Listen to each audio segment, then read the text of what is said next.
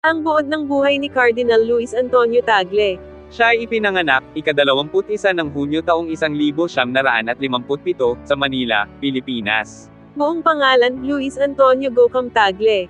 May lahing Tsino sa panig ng ina, Gocom, lumaki sa Imos, Cavite.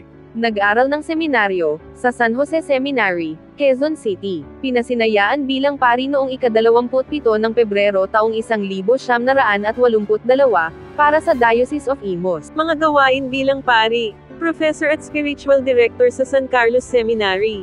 Membro ng International Theological Commission ng Vatican. Itinalagang obispo ng Imos noong ika-22 ng Oktubre taong 2001. Itinalaga noong ika-13 ng Oktubre taong 2011, pinalitan si Cardinal Gaudencio Rosales. Ginawang Cardinal ni Pope Benedict XVI noong ika-24 ng Nobyembre taong 2012. Mga tungkulin sa Vatican. 2015, Presidente ng Caritas Internationalis. 2019, itinalaga ni Pope Francis bilang Prefect ng Congregation for the Evangelization of Peoples, kilala ngayon bilang Dicastery for Evangelization. Kilala sa kanyang kababang loob, pagiging makamahirap, at epektibong komunikasyon. Tinuturing na malapit sa estilo at adhikain ni Pope Francis.